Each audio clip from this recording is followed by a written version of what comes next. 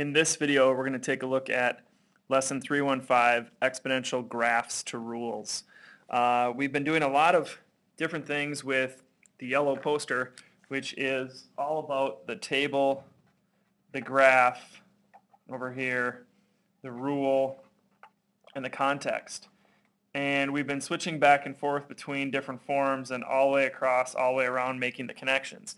This lesson focuses on changing things from graphs right to rules.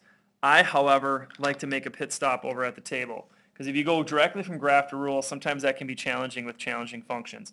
Oftentimes, if you take the graph to the table and then down to the rule, you can get to the same desired result as you go. Tabling, I think, is an effective way to get there. So if we were to take a look at two examples, here is the first one.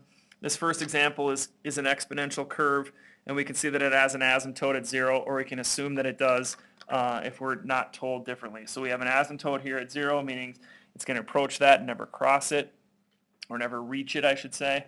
And then we can look at, okay, well, let's come up with the equation for this. Well, there are some things that you need to remember about exponential functions. If you have y equals a times b to the x, the a value is your starting point, and b is what it goes by, or multiplier. So this is your y-intercept right here. This is your multiplier, or how much it changes.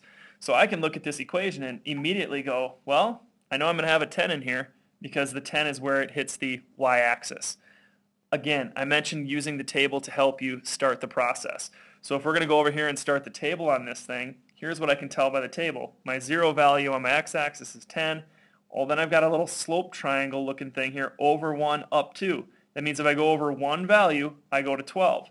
So 0 is 10 and 1 is 12. I can already start to tell what's happening. I can't necessarily tell exactly what some of these other ones are because they're not clearly labeled.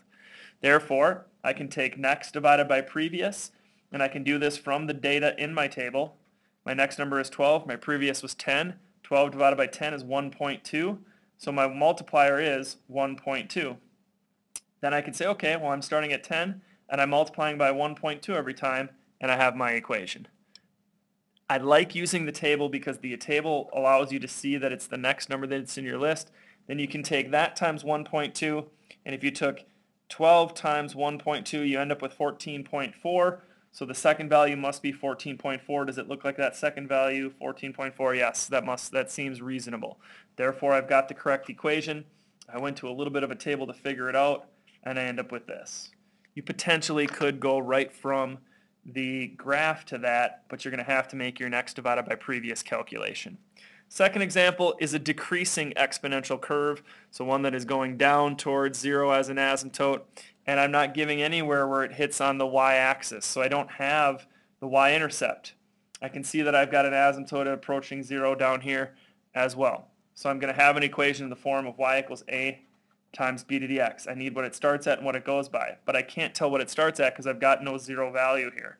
So in my table, my 0 is going to be open because I don't see it. I don't see it hit the y-axis anywhere, so I don't know that. My 1 value, I don't even have a point at 1. I can't see that either. Then I go to 2. I go to 2, I can see it. It's at 32. 3, I don't know exactly. 4, I don't know exactly. My next piece of information is 5 is 2.048. So it's 2.048 at 5. That's the only 2 points that I know. This is a little bit tricky because now I'm not just skipping 1 like I used to. I'm skipping 2.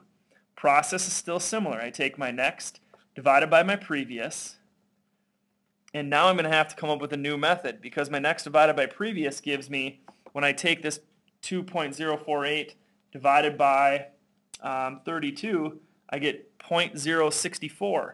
Well, that's not the multiplier, because I know that in 1, 2, 3 moves, it's 0.064 times larger. To undo 3 moves, because that's 32 times x, times another x, times another x, which is like an x cubed, I would have to take the cube root. So I need to take the cube root of 0.064 in order to make that calculation. So I need the third root of it, and in the math button, if I push math, the fourth one down is the third root. So I can go 4 and take the previous answer, so second answer, and I get the multiplier as 0.4. Therefore, my multiplier is now 0.4. So if I took 32 times 0.4, I'm going to get the next number in my list, which is 12.8.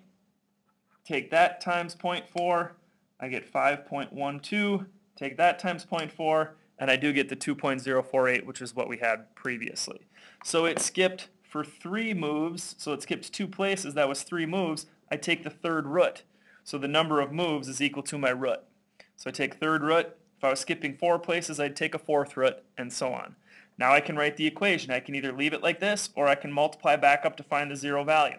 I could do an adjusted equation. I could say I'm starting at 32, because that was my first piece of information, times 0.4 to the x, and I'm 2 places away from 0 to get back. So you could have the equation 32 times 0.4 to the x minus 2. Or just simply take your 32 and divide it by 0.4, divide it by 0.4 twice, and you've got your number at 200. So this number would have been 80, this number would have been 200. Now I feel better about this equation because my equation would be 200 times 0.4 to the x. I don't have to adjust anything, and I can get the equation built that way. You can see how a pit stop at the table really is something that's beneficial instead of trying to go right from the graph straight over to the rule, which is somewhat a little bit confusing. If you go to a table and then generate your rule from that, you'll notice what it starts at and what it goes by, and you can make those calculations a little bit easier than just trying to look at a graph and come up with that equation. That is the same kind of stuff that you'll be doing throughout this lesson. You should be building equations for exponential functions. Good luck.